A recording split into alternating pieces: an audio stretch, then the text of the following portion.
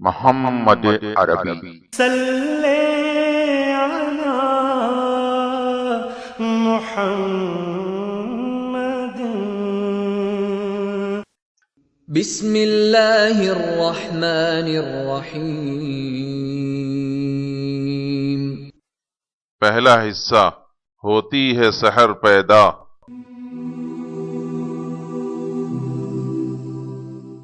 عرب میں شرک. دین ابراہیمی عرب میں زیادہ نہیں ٹھہرا. پورے ملک میں پھر بت پرستی پھیل گئی.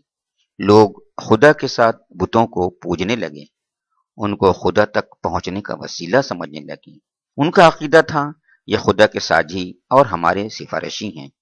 یہی حاجت روا اور مشکل کشاں ہیں.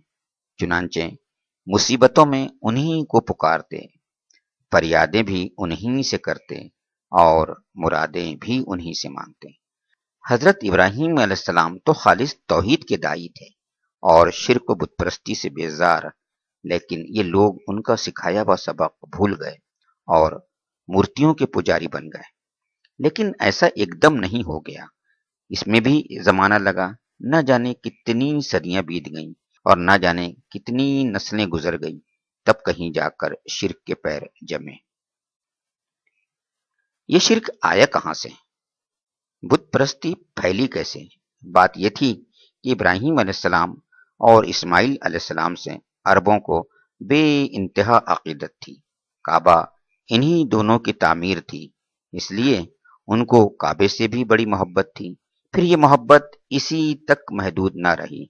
اس کے ارد گرد جتنے پتھر تھے وہ بھی ان کے نزدیک بہت ہی محبوب اور متبرک بن گئے. اب اگر وہ مکے سے باہر جاتے روزگار یا کاروبار کے لیے تو وہاں کا ایک پتھر بھی ساتھ لے لیتے.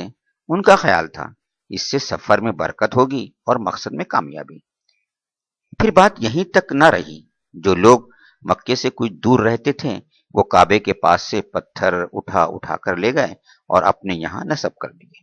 اب وہ کعبے کی طرح ان کا طواف کرتے، حجر اسود کی طرح ان کو بوسہ دیتے ہیں.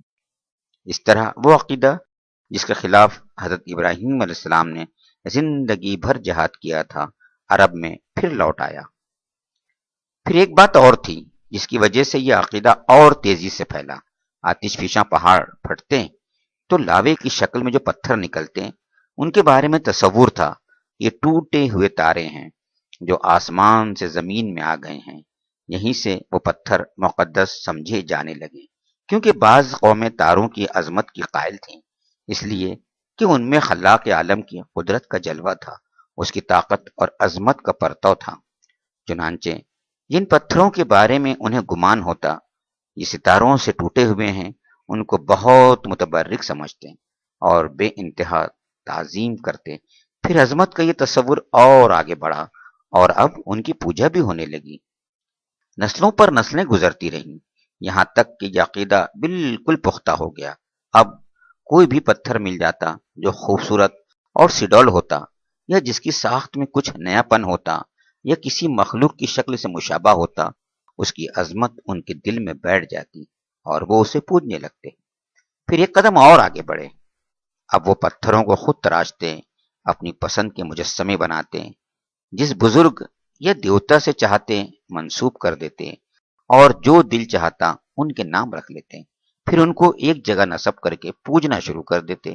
عقیدت و محبت میں ان پر نذرانے چڑھاتے، ان کے نام کی منتیں مانتے. ان کا خیال تھا اس طرح وہ دیوتا اللہ کے یہاں سفارش کریں گے، بگڑے ہوئے کام بنا دیں گے اور آخرت میں ذریعہ نجات ہوں گے. مکے میں سب سے پہلے جو بت داخل ہوا اور پھر خانہ کعبہ کے سامنے نصب ہوا وہ ہبل تھا. اس کو لانے والا شخص عمر بن لوہیہ تھا. یہ کہیں سفر کر رہا تھا. راستے میں ایک مقام سے گزر ہوا، دیکھا لوگ مورتیاں پوج رہے ہیں. اس کو بہت بھلا معلوم ہوا. ان سے کہا ایک مورتی ہمیں بھی دے دو، ہم اپنے یہاں لے جائیں گے، ہم بھی اس کی پوجا کریں گے. لوگ بخوشی تیار ہو گئے اور وہ مورتی لے کر مکہ آ گیا. پھر رفتہ رفتہ خانہ کعبہ کے پاس اور مورتیاں آ گئیں. ان میں دو مشہور مورتیاں اساف اور نائلہ بھی تھیں. یہ چاہے زمزم پر نصب تھیں. اس وقت چاہ زمزم بالکل پٹ چکا تھا۔ بہت ایک تو اس کے نام سے ناشنا تھے، یہی نہیں بیشتر قبیلوں کی اپنی اپنی مورتیاں بھی تھیں جو ادھر ادھر مختلف علاقوں میں نصب تھیں۔ مثلا عزا یہ قریش کی سب سے بڑی مورتی تھی، لات طائف کا ایک قبیلہ تھا، ثقیف یہ اس کی مورتی تھی، منات مدینے کے دو مشہور قبیلے تھے، اوس اور خزرج یہ ان کی مورتی تھی۔ ان کے علاوہ اور بھی بہت سی مورتیاں تھیں۔ یہ وہی گھر تھا جسے ابراہیم اور اسماعیل علیہ السلام نے اپنے مقدس ہاتھوں سے بنایا تھا، بڑی آرزوؤں اور تمناؤں سے بنایا تھا، جس کے بنانے میں اپنا خون پسینہ ایک کیا تھا۔ کیوں؟ صرف اس لیے کہ یہ توحید کا مرکز بنے، رب کا سب سے بڑا گھر بنے، لیکن قوم نے ساتھ نہ دیا۔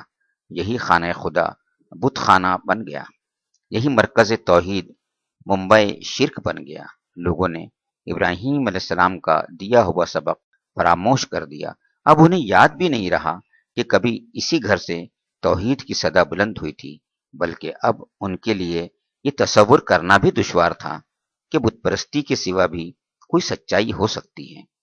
جس باپ نے بتوں سے بغاوت کر کے پوری قوم کی دشمنی مول لی تھی، آج اسی باپ کی اولاد ان بتوں پر جان و دل سے فدا تھی۔